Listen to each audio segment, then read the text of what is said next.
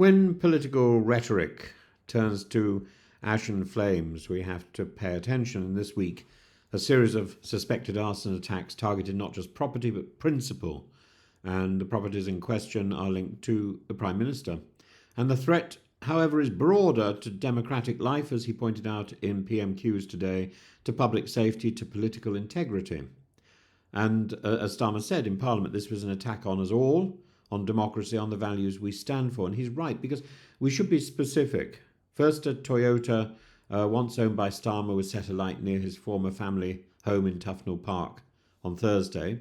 On Saturday, a flat he co-owned in the 1990s was targeted, and his name remains on company's house registers linked to the freehold. And then in the early hours of Monday morning, his former home, now rented to by his sister-in-law, was firebombed, leaving the front door badly damaged. A 21-year-old man has been arrested in Sydenham, miles away from any of the attack sites, and is currently being questioned under extended custody powers. Scotland Yard's Counter-Terrorism Command is leading the inquiry, underlining its seriousness, and Commander Dominic Murphy confirmed that a key line of inquiry is whether the fires were connected or politically motivated, and they are running out, they're not running out of any possibilities. A lone actor with a grievance, extremist ideological motives, or, most chillingly, the hand of a hostile state, which is, according to reports this evening, certainly how it appears.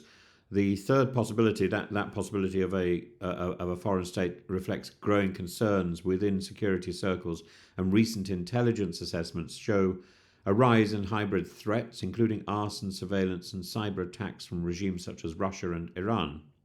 And just this month, 4 Iranian nationals were arrested for allegedly plotting to attack the Israeli embassy in London. 6 Bulgarian nationals have been jailed for spying on behalf of Moscow. Is it far-fetched to believe that foreign operatives might escalate from surveillance to intimidation? Not at all. In fact, the attack bears marks of sophistication, apparently. The choice of targets, knowledge of historical ties, the calculated absence of physical harm. This is psychological warfare, and it is clever and it's deeply dangerous.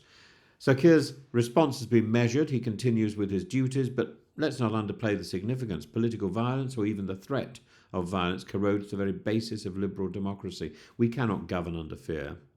MPs must not legislate under threat. And it's also worth noting that this comes at a time of heightened tensions over immigration policy, foreign policy, and controversial rhetoric, much of which has left parts of the country seething. Fuel that with online extremism and foreign interference, and you have the makings of a volatile mix. This isn't merely a criminal investigation, therefore it's a test of our political immunity, our political immune system. The Operation Badger scheme, established after the murder of Joe Cox and reactivated following the killing of Sir David Amess, offers guidance and security for MPs. It's not a luxury, it's a necessity, but security cannot be reactive. We need proactive transparency. Was Starmer personally targeted, or was this a symbolic strike? Were foreign intelligence services involved? And what information was used to locate these past addresses? And how secure are the digital and logistical footprints of our public figures? Downing Street remains tight-lipped, citing operational confidentiality, but if this is a state-sponsored or ideologically driven attack, silence is not just unsatisfying, it's negligent. The front door has become a front line, and whether this was an act of one disturbed individual or something more coordinated, it's a message. No one is off limits. And we too, therefore, must send a message that intimidation will not silence our government and fear will not extinguish our democracy. We must have the freedom to debate. We must have the freedom to ask questions. We must have the freedom to hold people to account. And we must do so without the fear of arson and bombs and threats from adverse and illegal quarters. We need to ensure that Starmer's words are more than a dignified gesture. An attack on all of us must be met with a response from all of us, to be more resilient, to be vigilant, to be united. Because that's the only way that a modern democracy can survive. We may not like what some people are saying, but we need to stand together to ensure that they are safe to say it.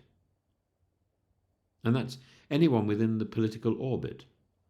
I repeat again, we may not like what people say, but we must protect their right to say it, and we must protect them as a society.